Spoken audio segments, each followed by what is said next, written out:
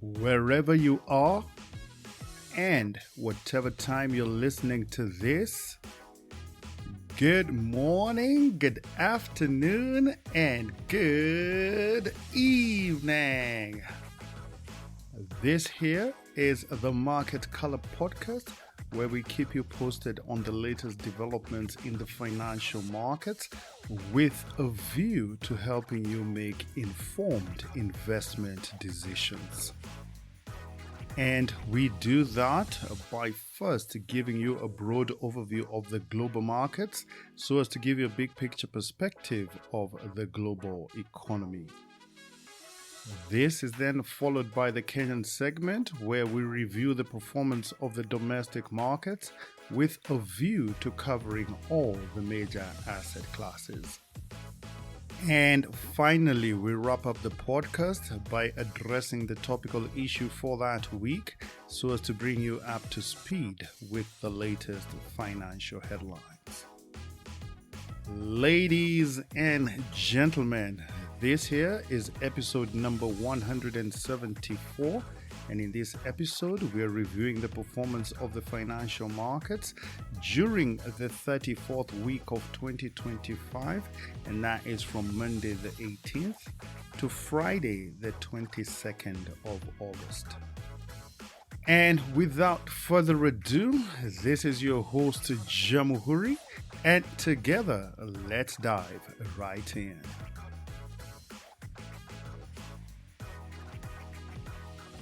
We kick it off in Jackson Hole, Wyoming, where on Friday, the Federal Reserve Chairman, Jerome Powell, gave a lukewarm indication of a possible rate cut in September, as he noted that the high level of uncertainty in the markets was making the decision on monetary policy even more difficult.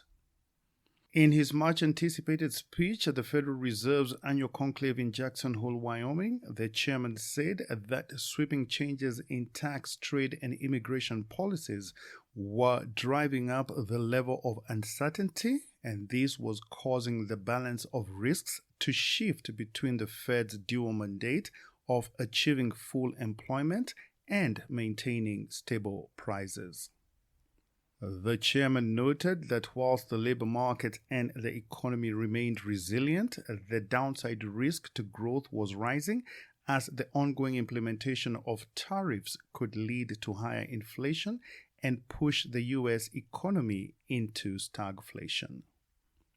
For your information, stagflation is a term that is used to describe an economy that is experiencing stagnant economic growth and inflation at the same time. Staying with the Federal Reserve, the minutes of the Fed's last policy meeting, which was held in July, were released on Wednesday and showed that even though officials remained concerned about the state of the labor market and inflation, they mostly agreed that it was still too soon to cut interest rates. The minutes showed a divergence of opinion amongst the policymakers, who eventually voted to keep the rate on hold despite objections from two governors who voted in favor of a rate cut. Policymakers pointed to risks to both sides of the Federal Reserve's dual mandate, with a majority of members emphasizing the upside risk to inflation, whilst the minorities saw the downside risk to employment as the main issue. In summary, the Federal Open Market Committee noted the rising threats to the U.S. economy, but still largely agreed that the current policy stance was the appropriate way to proceed. Over to the United Kingdom, where, according to data released on Wednesday by the Office for National Statistics, the annual rate of inflation in the UK for the month of July came out hotter than expected at 3.8%. Economists polled by Reuters had expected inflation to come out at 3.7% in July, after it picked up to 3.6% in June. Meanwhile, the core rate of inflation, which excludes volatile food and energy prices, this rose at an annual pace of 3.8% in July, up from 3.7% in June. The rise in inflation has pushed the Consumer Price Index to its highest annual rate since the beginning of last year and diminishes the chance of any further rate cuts by the Bank of England this year. On Wall Street this past week, the Dow Jones Industrial Average rallied to an all-time high on Friday after the Federal Reserve Chairman Jerome Powell signaled that the U.S. Central Bank could begin easing monetary policy in September. In a tepid speech at the Federal Reserve's annual conclave in Jackson Hole, Wyoming, Powell said that the baseline outlook and the shifting balance of risks may warrant an adjustment to the current policy stance. In response, the Dow Jones Industrial Average shot up by 846 points and closed at a record level of 45,631. Meanwhile, the broad market index, that is the S&P 500, came within its record high as it rose by 1.5% to end the session at 6,466, and the tech-heavy Nasdaq Composite gained by 1.8% and finally settled at 21,496. In the government bond market, as expected, Treasury yields fell on Friday after the Federal Reserve Chairman Jerome Powell signaled that the U.S. Central Bank could cut interest rates in the near term. In a lukewarm speech at the Federal Reserve's annual conclave in Jackson Hole, Wyoming, the chairman noted that the balance of risks appears to be shifting between the central bank's dual mandate of full employment and stable prices. And according to the CME's Fed Watch tool, markets are still pricing in about an 85% chance that the Federal Reserve will cut interest rates at its next policy meeting in September. In response, the yield on the 2-year Treasury note dropped by 10 basis points to 3.69%, whilst the yield on the benchmark 10-year Treasury bond slid by more than 7 basis points to finally settle at 4.25%. For your information, 1 basis point is equal to 0.01%, and bond yields and prices move in opposite directions, which means that as interest rates rise, bond prices fall, and vice versa. In the commodity markets, the price of crude oil held steady on Friday amid uncertainty surrounding a potential peace deal between Russia and Ukraine, with oil prices increasing for the first time in the past 3 weeks. Investors were also looking at the Jackson Hole Economic Conference as the Federal Reserve Chairman Jerome Powell pointed to a possible rate cut at the next policy meeting in September. The market's view is that lower interest rates will stimulate economic activity and increase the demand for crude oil, which in turn could push up prices. The price of the global benchmark Brent crude gained by 2.9% this past week and came to a close at $67.73 a barrel, whilst the price of the U.S. benchmark, that is West Texas Intermediate crude, this rose by 1.4% during the week before eventually settling at $63.66 per barrel. In the precious metals market, the price of gold rebounded on Friday, lifted by heightened expectations of a September rate cut following comments by the Federal Reserve Chairman Jerome Powell at the Jackson Hole Symposium. According to the CME's Fed Watch tool, traders are now pricing in an 85% chance for a 25 basis point rate cut in September. The markets are now focused on the upcoming jobs and inflation data that will be published before the Fed's next policy meeting that is scheduled to take place on the 16th and 17th of September.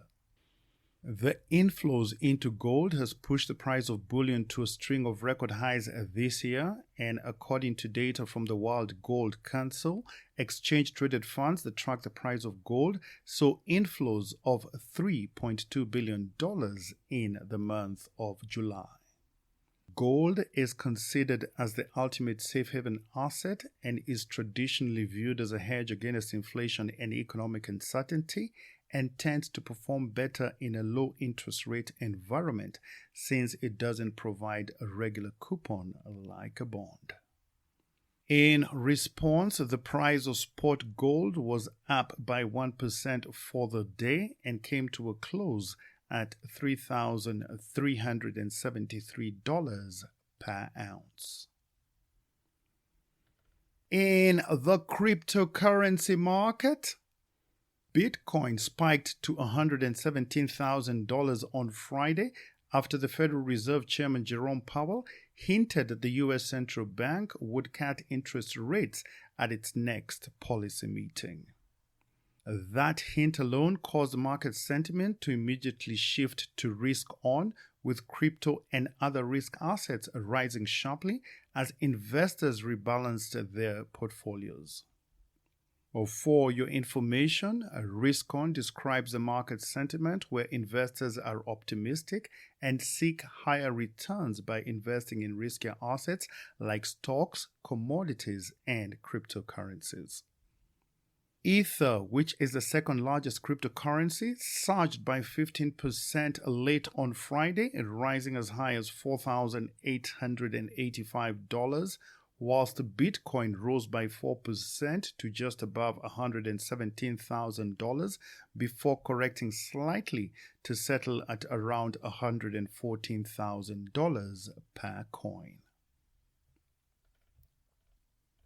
We now change scene to the Kenyan financial markets, and we start by looking at the domestic foreign exchange market, where during the past week the Kenya shilling remained static versus the US dollar, and according to data from the Central Bank of Kenya, the official exchange rate for the dollar was quoted at 129.24, which is the third week in a row that the rate has been at this exact same level.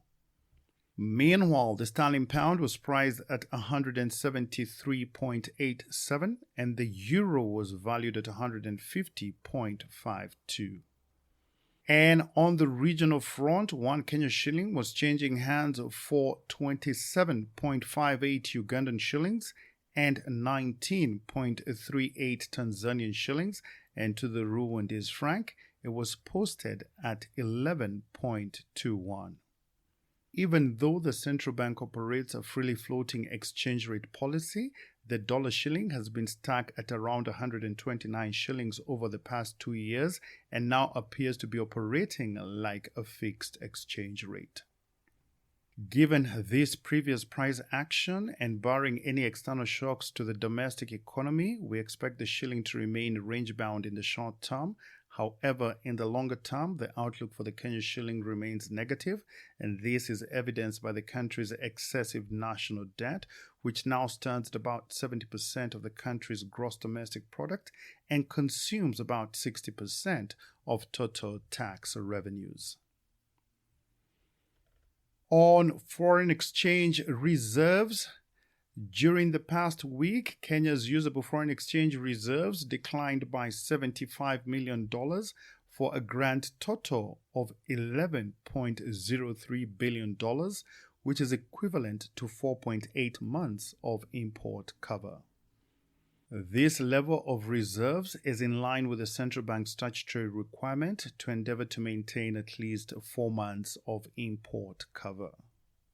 Despite this fact, Kenya's foreign exchange reserves remain under intense pressure, and this is partly due to the persistent current account deficit, where imports perpetually exceed exports and is further exacerbated by our ever-increasing external debt repayments that have pushed the country to the precipice of a sovereign debt default.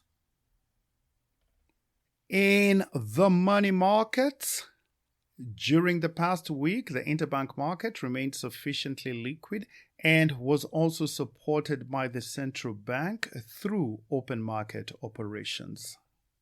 For your information, open market operations refers to the purchase and sale of government securities by the central bank in order to regulate money supply and interest rates in the interbank market.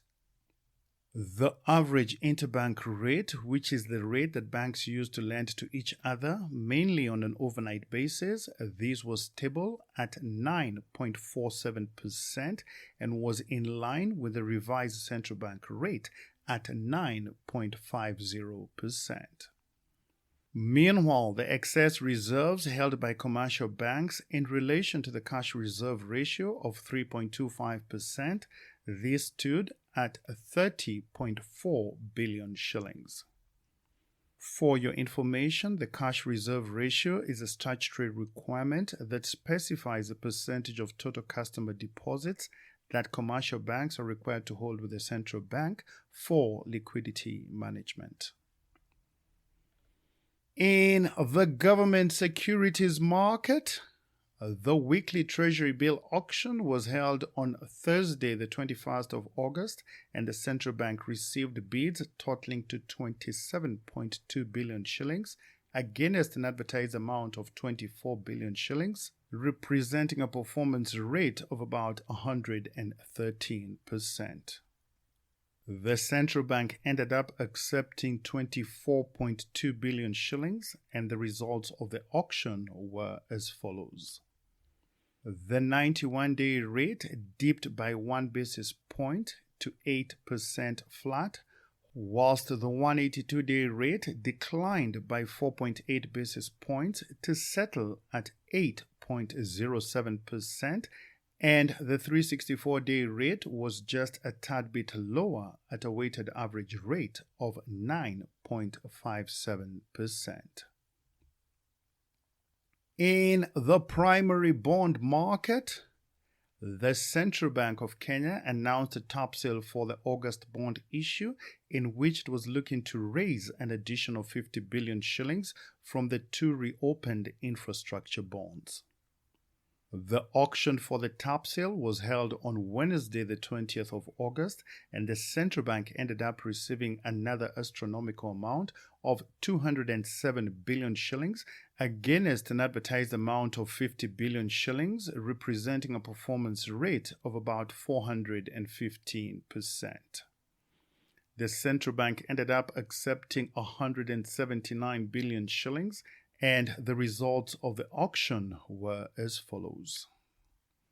For the first bond, which is a 15-year infrastructure bond that was initially issued in 2018 and now has 7.5 years left to maturity, the central bank accepted 127.9 billion shillings at a weighted average rate of 12.99% compared to the bond's coupon rate at 12.50%. And for the second bond, which is a 19-year infrastructure bond that was initially issued in 2022 and now has 15.6 years left to maturity, the central bank accepted 51.7 billion shillings at a weighted average rate of 13.99% compared to the bond's coupon rate at 12.96%. Up next is our topical issue, and this week we are looking at the performance of stocks at the Nairobi Securities Exchange. The Nairobi Securities Exchange has gained about 1 trillion shillings in market capitalization over the past 12 months, hitting a 3-year high as investors reallocate assets from bonds into equities as the yields on government securities continues to decline. The value of shares at the exchange has increased from 1.6 trillion shillings in August 2024 to 2.6 trillion shillings in August 2025. The gains in the stock market have coincided with a decline in yields from government securities as the central bank seeks to lower interest rates in order to spur economic activity, but also to reduce the cost of government borrowing. The central bank has implemented 7 consecutive rate cuts, bringing down its policy rate from a peak of 13% in June 2024 down to 9.5% at its last policy meeting just last week. Consequently, the returns available from the shorter-dated Treasury bills have fallen from a peak of 16.9% in 2024 to the current range of between 8% for the 91-day Treasury bill and 9.57% for the one-year paper. This decline in interest rates has triggered demand for equities, especially from foreign and institutional investors, with the top 10 counters including Safaricom, Kenya Commercial Bank, and Equity Bank accounting for about 85% of the 1 trillion shillings that was gained over the past 1 year. The flight from bonds into equities has also coincided with improved corporate earnings by listed companies, particularly in the banking sector.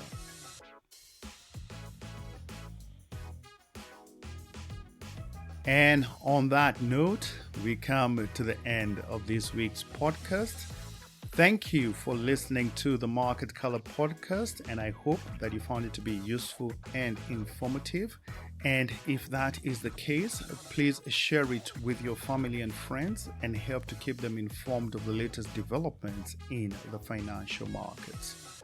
Please also consider becoming an active subscriber with a minimum monthly contribution of just $10. And for more information on how to become an active subscriber, please check out our support link at buzzsprout.com/1999543/support. And as always, your support is very much appreciated.